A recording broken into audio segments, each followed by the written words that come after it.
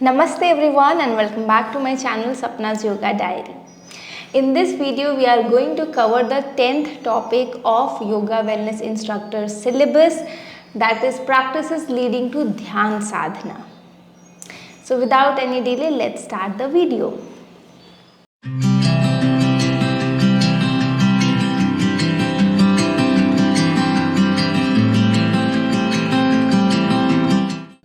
Before I start talking about the topic, short request, if you have not subscribed to my channel, please do. If you appreciate my content, do like it, share your feedback, please share how it is helping you, any improvement area that you have for me, that would be really helpful for me. Also, I run my regular online yoga classes. There are two group classes. One runs at 7 to 8 a.m. in the morning and other one runs at 7:30 to 8:30 p.m. in the evening, IST. The fee for people who are residing in India is 3,000 rupees monthly, and for people who are residing outside, it's 95 USD. Okay, so yeah, let's get back to the topic now. Practices leading to Dhyanasana. So, as the name suggests, these are the practices which will prepare you for Dhyan, which will prepare you for meditation. So, the first one is body awareness and breath awareness. What is body awareness? What is breath awareness?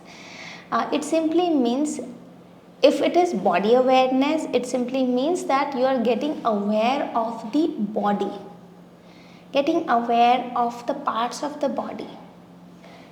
And when it is breath awareness, it means you are becoming aware of your natural and normal flow of breath. Normally what happens, we are breathing without any consciousness. We are not actually observing the flow of breath.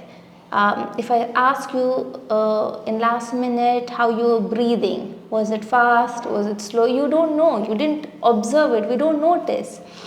So in breath awareness, what you do is you become aware, you put your focus on the breath that you are inhaling and exhaling.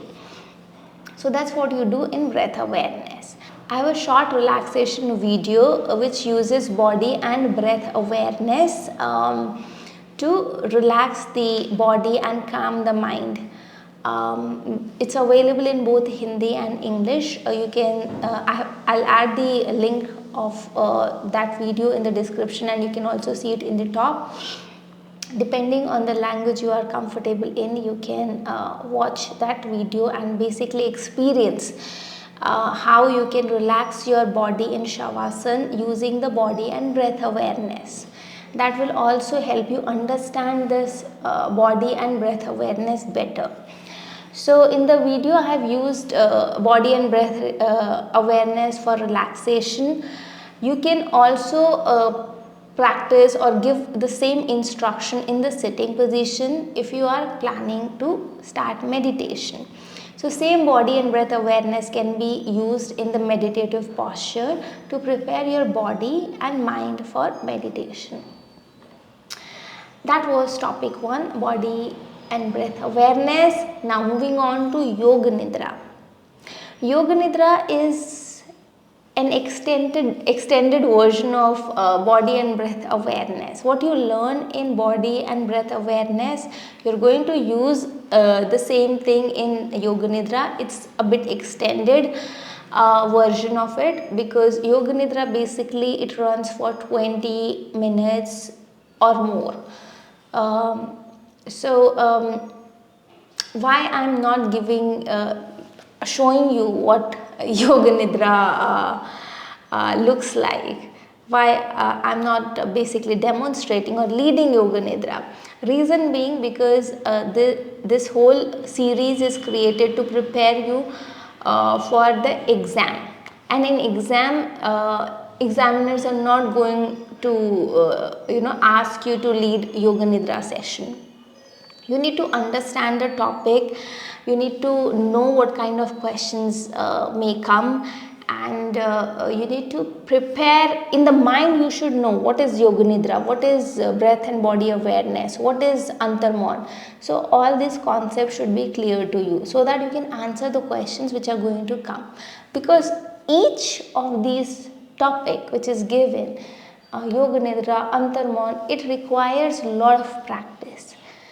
It requires months and months of practice for you to get hold on these practices. These are wonderful practices, and I'm telling you that if you have a good hold on these practices, you can do really good as a yoga teacher. I'm saying this because yoga nidra is one of my expertise and I have seen its response. People love it. So yes, once you in process of becoming the teacher in your learning process, whenever you have time, practice as much as you can yoga nidra. Its dialogue needs to be memorized, so that you can do, but keeping in mind that you have to give this exam, you need to focus on what is going to be asked in the exam. So I'm going to basically take you through what these practices mean, what is its impact, what are its benefits, and yeah, the questions that can come related to these practices. For your own experience, there are multiple videos on yoga nidra. You can pick any one and then experience how it feels when you go in yoga nidra, so that you also have the experiential learning. So yeah, about yoga nidra, who started yoga nidra? This question can come, that who is the yogi who started with yoga nidra? So it's Swami Satyanand ji who started yoga nidra. Yoga nidra is sourced from tantras. Now the question can come that how long does a session of yoga nidra goes? So you can say it, a short yoga nidra can be for 20 minutes, and it can go up to 1 hour. What are the benefits of yoga nidra? What is yoga nidra? First understand it. What is yoga nidra? So yoga nidra is basically, as the name suggests, yoga nidra. Okay, it's nidra. Nidra means sleep. So it's basically the yogic sleep, and it has been devised keeping in mind that can you consciously sleep? When you go into sleep, you basically becomes unconscious. But is there any way of remaining conscious and then gaining the benefits of sleep? So yoga nidra is the answer of this question. Yes, you can do it using yoga nidra. Yoga nidra is the conscious relaxation wherein your body sleeps but your mind remains awake and alert. So what happens in yoga nidra is yogic sleep. You can derive the benefits of deep sleep in just 40 minutes of practice. 40 minutes of yoga nidra is considered equivalent to 4 hours of deep sleep. So that with this you can understand the impact of yoga nidra. Now the question may come that what happens in yoga nidra?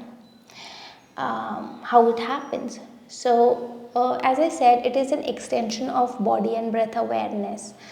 Yoga nidra, it is a sleep. So yoga nidra this is a misconception. Yoga nidra is not a meditation technique, it's a relaxation technique.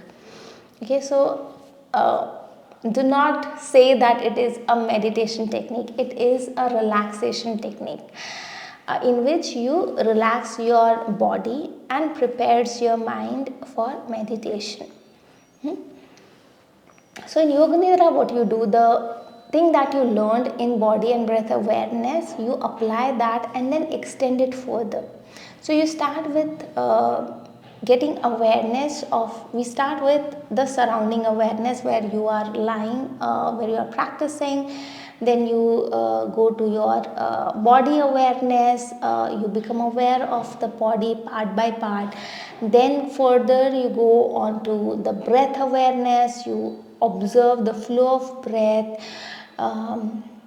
the natural and normal flow of breath, raising the awareness on your breath. You further move to the mental space, and then you are given certain objects by the instructor. Then you visualize, you imagine those objects in the mental space. So these objects which are given are not random. Of course, they are given as random objects, but they have an impact. They have an impact, and there is a reason why that sequence is made. So this happens. After that, you slowly come back. You slowly come back to the breath, then again the body, then again the surrounding, and then you come out of it. So this is the very simple flow of Yoga Nidra. If anybody asks you how Yoga Nidra happens, you can give them this flow. And for your experiential learning, you can check out any Yoga Nidra video. There are ample videos available on YouTube. Even I have a video on YouTube of Yoga Nidra. I'm linking it, but honestly, I'm personally not satisfied with the Yoga Nidra video that I have made, because there was too much of sound and my voice is not clearly coming. But you can refer it for your own understanding. Now, what are the benefits of Yoga Nidra? Yoga Nidra has said that for 40 minutes of Yoga Nidra gives you the benefits of sleeping up to 4 hours. So it's going to be very helpful for people who have insomnia, who have sleeping difficulty. This is going to be this is a relaxation practice. It relaxes your body deeply. So it's going to be very helpful for people who have high blood pressure. It will be very helpful for people who have vertigo, migraine issue. It's going to be very helpful for people who have anxiety and depression or problems. So yeah, these are some of the areas where Yoga Nidra is very helpful. There are many other benefits also, but from the exam point of view, these benefits are enough for you to remember, and you can easily relate and remember these benefits. So that's about Yoga Nidra. Now moving on to Antarmon. What is Antarmon? Yoga Nidra was relaxation practice. You practice it in the Shavasana, in the posture of Shavasana. In Antarmon, what you do is you practice it in the sitting position, in the meditative posture. As said, body and breath awareness is helpful in doing Yoga Nidra. Yoga Nidra was extension of that. And further in Antarmon, you use the techniques, you used what you did in Yoga Nidra. So here again you start with body awareness, you start with body awareness, then you move to breath awareness, you observe the flow of breath. And then further what you do is, in the mental space, you start observing the thoughts. So first you observe the body, become aware of the body in the sitting position, then you observe the breath, the natural and normal flow of breath, then you move to the mental space and you start observing the thoughts. Now when you close your eyes, you see that you will be flooded with thoughts. When you sit for meditation, this people will generally say, and you will experience it as well, that the moment you start to meditate, you will be flooded with thoughts. Then how to observe the thoughts? This requires a lot of practice. So what happens is, whenever one thoughts pop up, we start making stories around it. For example, a sudden thought came that oh, that moment was so beautiful when I met this friend. And then you start thinking, yes, we went to this place, we had coffee. Oh, I wish we also would have ice cream that time. Oh, what a nice top I was wearing. Do I still have that top? Oh, I don't have anything like that anymore. So, the story is building. So, what you have to do is the moment the moment the first thought arises in your mind, you have to observe it without getting attached to it. Observe the thought, okay, what a beautiful day that was. I met this friend. This thought came up to you, and now you are not modifying it. You are not making story. You're not adding anything to it. This will happen only when you will detach yourself from the thought. So you have to learn to observe the thoughts as they pop up without getting attached to it. It is very difficult because we are so habitual of making stories with the thoughts. We have been doing it since so many years. So training the mind to not get attached with the thoughts will be difficult in the beginning. So what you have to do is the moment you catch yourself, sometimes even if you want, you will not be able to stop yourself from making stories because you're habitual.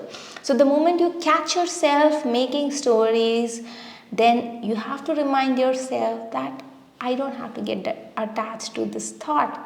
It's a thought, I have to observe it. So that's how you keep a check. So even if you're not able to observe the thought from the very beginning, the moment you catch yourself in that story, remind yourself that okay, I don't have to get attached to it. So that's what you do. So you maintain distance with the thoughts. You try to just observe the thoughts as they come and as they go. Just observe, let them come and go. Once that start to happen, what you have to do is you have to start thinking willfully. So what you do is you pick up a thought from the past, any experience that you have had in the past, preferably a painful moment. Okay, why? I'll tell you. So what you do is you are thinking willfully. You are picking up the thought from the past, you are bringing it in the present, you are thinking about it, and all the thoughts which are connected with that particular thought, you are bringing it up. Suppose, now for an example, you had a very painful relationship in the past. So what you do is you bring that memory up. That okay, I had this relationship with this person, and then yes, those days were very good. Oh, that separation was very painful. I felt this. So you are bringing all those memories up, and the moment you feel after some time, once you are done making the story, don't exaggerate it, don't add anything new, just bring up the associated thoughts, and then once you are done, you keep that thought aside, and then again go to the past memory and then bring up the new thought, another thought, preferably painful. Why painful we are picking? Because what we are doing in this process is the moment you willfully keep that aside without getting attached to the thought, that thought will not haunt you. Generally these painful moments are difficult to forget. If it is inside you, it's there and it will come up on the surface in a very nasty way. So what you're doing here is you basically, when you're keeping that thought aside, it's basically leaving your surface, it's leaving your mental space. That's why it is said that pick up the negative thought from you. You're basically going into your local drive, you're going into your mental space. Every thought from your birth has created an impression in the head, and the kind of person you are, the kind of thoughts you're thinking, your interpretation, your perception is basically based on those impressions.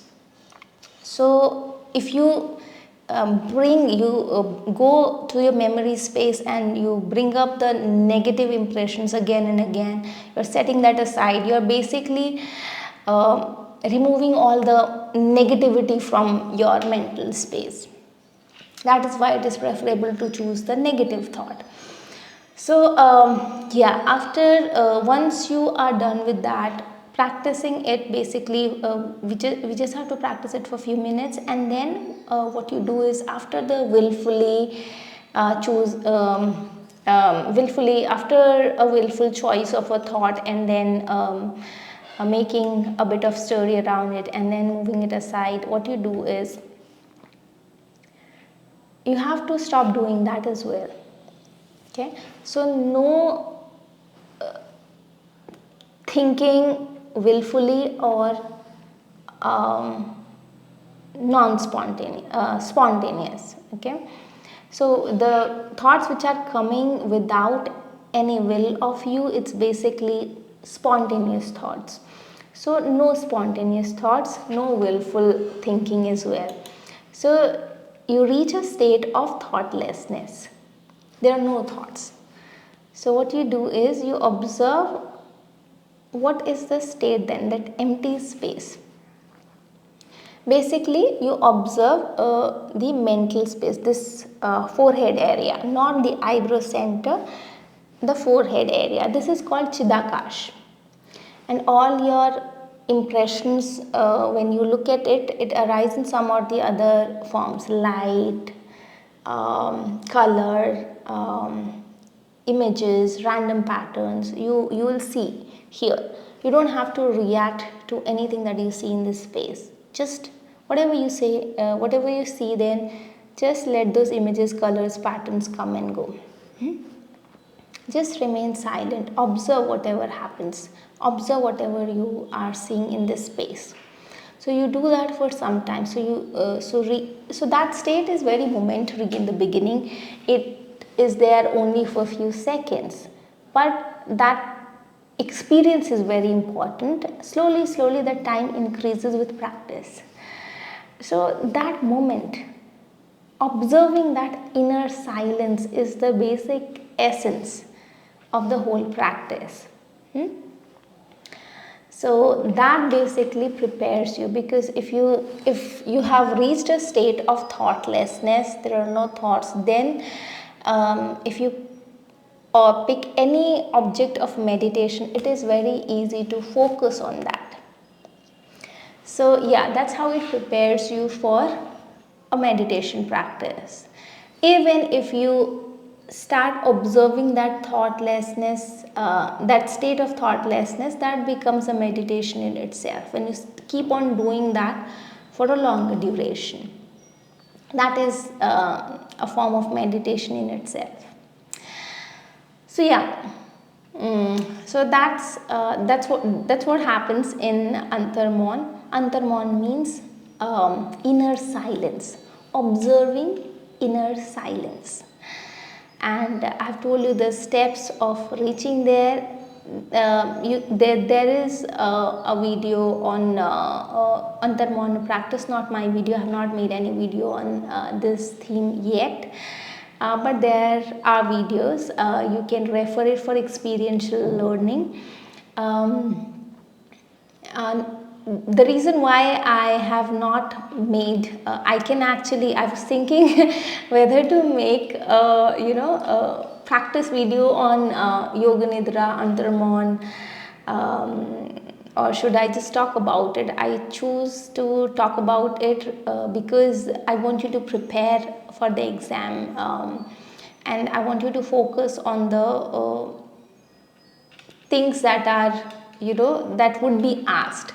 and I know that the demonstration would not be asked. That is why I want you to devote that time, and I want my videos to be delivered as soon as possible, so that you are prepared from my side. Because if I start to make practice videos of Yoga Nidra, it's gonna take very long time. But yeah, but if you want practice videos as well, just put it in the comment box that you want the experience of Yoga Nidra and Antarmon from my videos. I'll make simple videos on Yoga Nidra and Antarmon as well.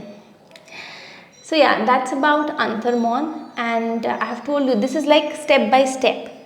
Body and breath awareness, Yoga Nidra, then you go Antarmon. Now next is recitation of Pranav and Soham. Now Pranav is basically Om chanting, and Soham. Om chanting, the part of Om chanting I have already covered in the prayer section. So I don't want to repeat that again. Let's focus on the Soham part. What is Soham and how it is used? So recitation of Soham, meaning repeating the mantra Soham. Soham is basically considered as the sound of the breath. When you observe your breath in breath awareness, when you go deeper, when you make to hear the sound of the breath, you will realize that the sound of the breath sounds like Soham. When you inhale, the breath sounds like So, and when you exhale, the breath sounds like Hum. So it's So Hum, So Hum.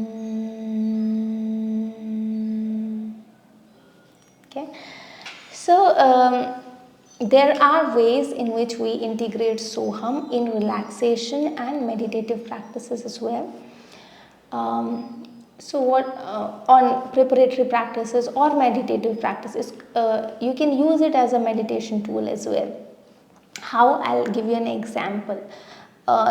If you have gone through my body and breath awareness video, in the end when you are observing the breath, what can be done is, once you start to observe the natural and normal flow of breath, we can add an instruction that when you are inhaling, mentally chant So. When you are exhaling, mentally chant Hum. So when you're keeping your eyes closed, you're observing the flow of breath. When you're inhaling, you are chanting So. When you're exhaling, you're chanting Hum. So that also relaxes you deeply, that keeps you focused on the breath. So that is how we integrate Soham on relaxation in Shavasana. In the same manner, you in Yoga Nidra, when you start to observe the breath, then Soham can be added in Yoga Nidra also. In Antarmon basically there is no need of adding Soham. But when you are using mantra as a meditation tool, in the meditative posture, observe after the body and breath awareness, you can start to observe the breath and then chant Soham. So on inhalation, Hum on exhalation. So on inhalation, Hum on exhalation. Okay, so it's simple mantra chanting, simple mantra meditation on Soham. Okay, after some time what happens, they might not ask you this, but I'm just telling you. So this is basically preparatory practice for meditation. So you are mentally chanting Soham in the meditative posture. Imagine you are sitting in the cross-legged position. After observing your body, after observing your breath, you have started chanting Soham, So on inhalation, Hum on exhalation, So on inhalation, Hum on exhalation. You keep on chanting that for 10 minutes.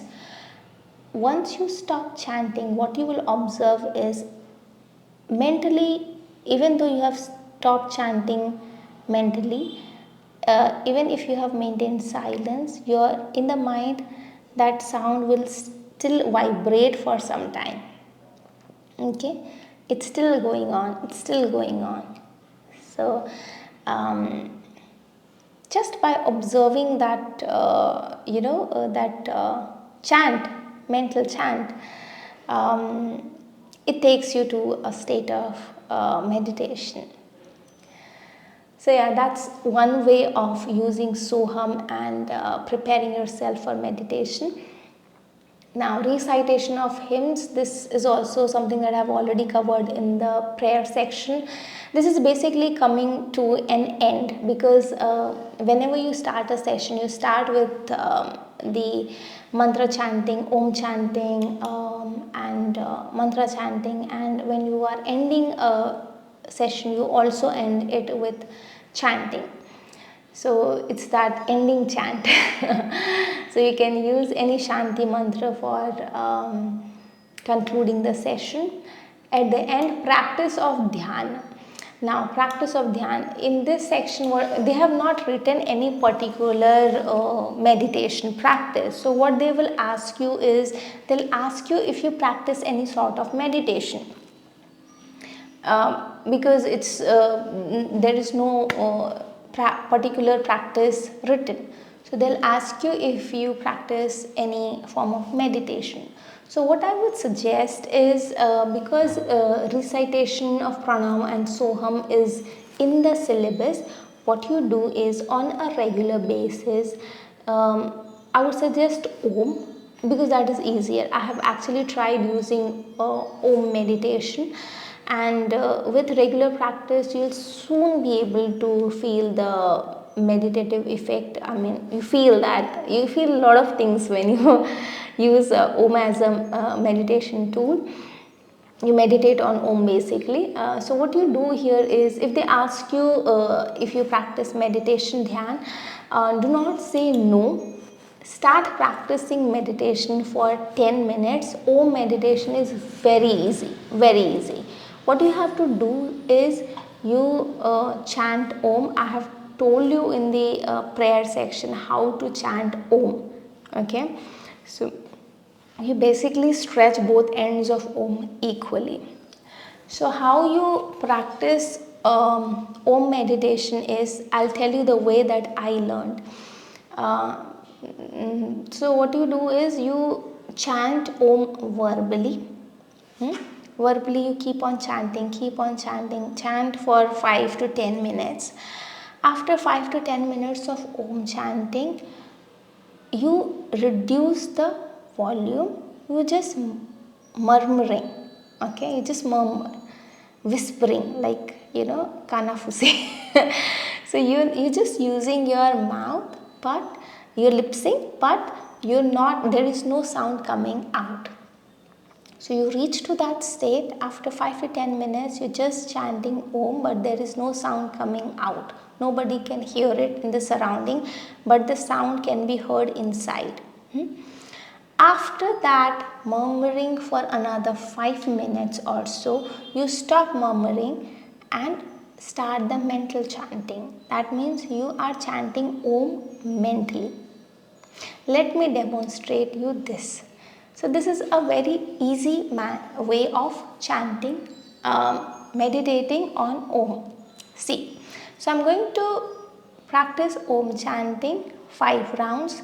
The first 3 rounds I will be verbally chanting. The 4th round I'll be murmuring, and the 4th one will be mental chanting. Observe.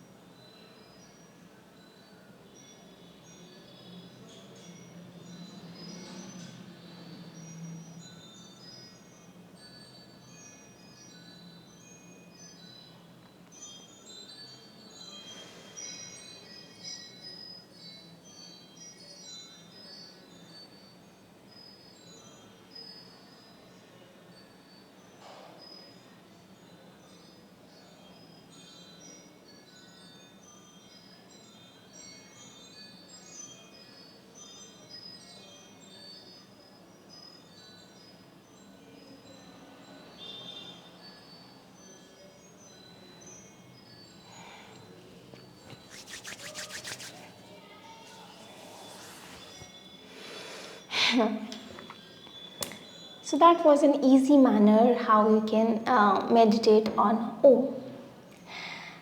It really, do try it and let me know how you felt about it, how you felt after practicing meditation on this manner. This is a very easy manner to start meditation.